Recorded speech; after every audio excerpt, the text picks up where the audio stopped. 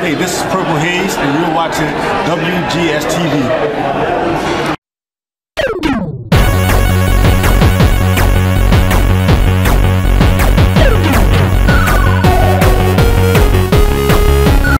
Hello, everyone. Welcome. You've worked your way into another episode of WGS-TV right here on YouTube.com/WrestleGamer. I'm the WrestleGamer.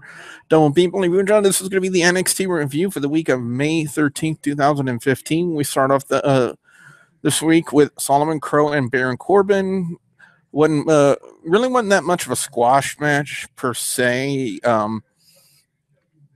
But ended up with Corbin hitting the end of days on Solomon Crowe to pick up the win. And this was also a setup to the confrontation that Corbin was going to have with Rhyno. I remember talking about it a couple of weeks ago on the NXT review when I was discussing about, how beneficial that this is going to be for Baron Corbin to work with someone as experienced in the industry as Rhyno. And it turns out that next week at TakeOver is going to happen. So really looking forward to that. Up next, we have Sasha Banks and Cassidy. Or if you guys don't remember who Cassidy was, it was Black Shorts, Bray Lynn. Black Shorts. I'm just trying to correct someone right here who I told to be quiet while I was recording. Decent match. I don't understand why the crowd didn't know that she was Cassidy and not Black Shorts, but apparently that's what the fans chanted.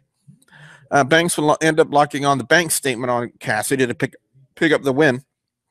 Then we would have Carmella and Alexa Bliss. And let me tell you guys this. To have two Divas matches back-to-back kind of shows you on the NXT brand that they do give their Divas a chance. They do give them the opportunity to work good matches, and that's exactly what happened. Blake and Murphy were also there at ringside during this match, and they ended up causing a distraction from Carmella, which allowed Alexa to hit her Sparkle Splash. And then, of course, they were kind of promo about the tag team match that Enzo Amore and Colin Cassidy, or Big Cass, are going to have with Blake and Murphy on at TakeOver. And let me just say this. Carmella's starting to get a little bit good on the microphone. She's starting to pick up that pizzazz, that little something that Enzo Amore and Colin Cassidy have.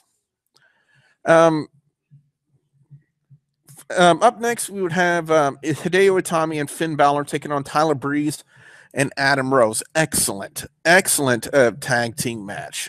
Can't say anything bad about it. They're starting to develop some friction between Itami and Balor, especially when it pertains to the triple threat match for the #1 contendership.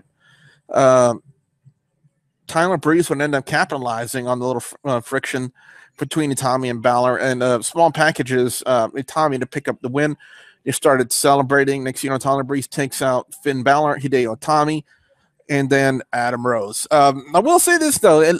At the start of the match, it looked like they were trying to – Adam Rose and Tyler Breeze were going to do a selfie, and then the look Tyler Breeze had was like, okay. And I got to say, I like that look. That was funny. And finally, we would cap off NXT this week with the face-to-face confrontation between Sami Zayn and Kevin Owens. Sami Zayn trying to pry into why Kevin Owens is doing what he did. And Kevin Owens said, all I know is that I hurt you, and I'm going to hurt you again.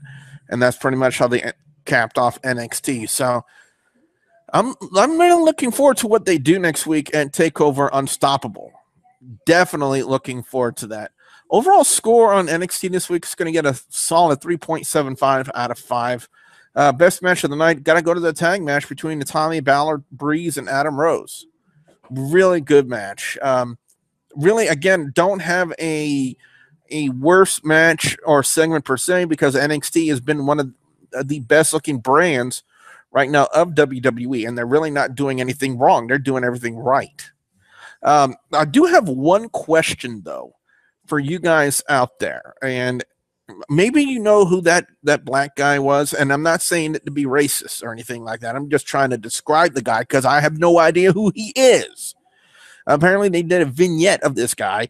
Apparently, Balor knows him.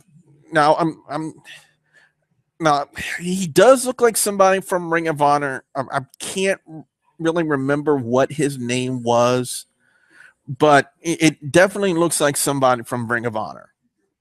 And if you guys out there in the comments can just help me out just a little bit as to who this guy is, then that would be, you'll be doing me a solid. I'll tell you, you'll be doing the Wrestle Gamer a solid by finding out who that guy is. And also, we do have another matchup that was made from NXT last night. So it'll be Bayley and Charlotte teaming up to take on Emma and Dana Brooks. So, anyway, guys and gals, what I want to know from you guys out there, the viewers and subscribers, your thoughts on NXT this week. What are your overall scores? What are your thoughts and your picks for best and worst match or segment of NXT this week? I definitely want to know what you guys out there have to say. You should put your comments in the comment section below. Don't forget to power up that like button.